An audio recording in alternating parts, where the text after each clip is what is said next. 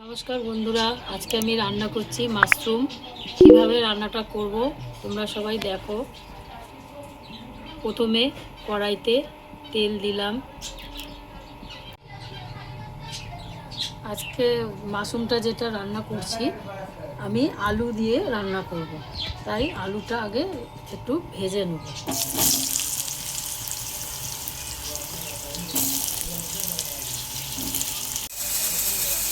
আলুগুলো লাল করে ভাজা হয়ে গেছে, তুলে নেব।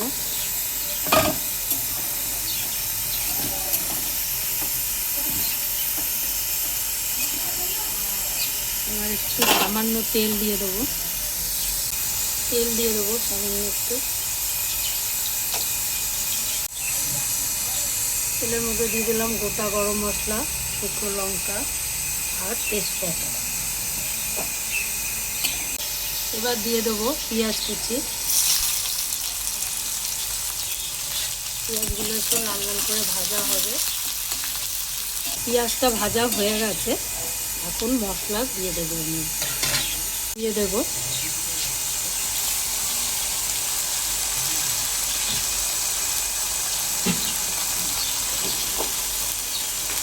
মশলার জলটাও দিয়ে দিলাম।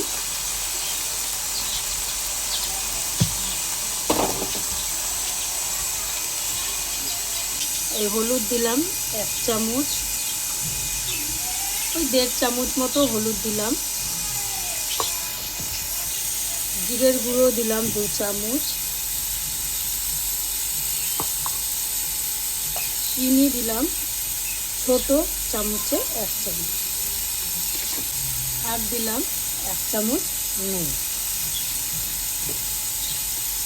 এবার সব মশলাগুলো একসাথে দিয়ে ভালো করে কষিয়ে নিলাম।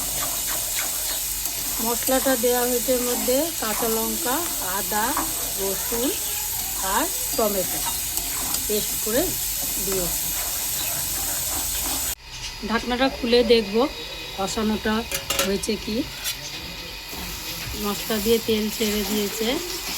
এবার মাশরুমগুলো আগে দিয়ে নুন হলুদ মাখিয়ে রেখে দিয়েছি। প্রথমে গরম জল দিয়ে ওগুলোকে ধুয়ে পরিষ্কার করে নিয়েছি, নুন হলুদ দিয়ে মেখে রেখেছি। এবার এগুলো এর মধ্যে দিয়ে কষাবো।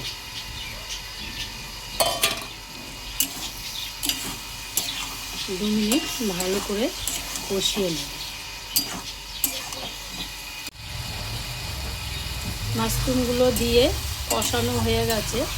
এবার আলুগুলো দিয়ে দেবো। আলুগুলো দিয়ে একটু নাড়াচাড়া করে জল দিয়ে দেবো।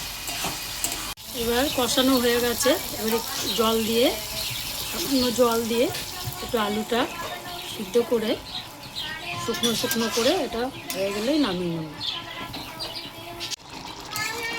রান্নাটা হয়ে গেছে। এরকম একটু কাই মতো রাখলাম। এবার ঠান্ডায় শাহি গরম মশলা দিয়ে দেবো।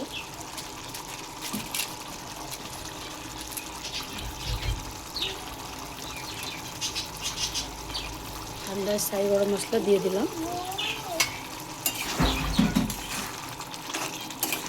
তোমরাও এরকমভাবে রান্না করে খেয়ে দেখবে, কেমন ভালোই লাগবে। আর ভালো লাগলে একটা লাইক করে দিন।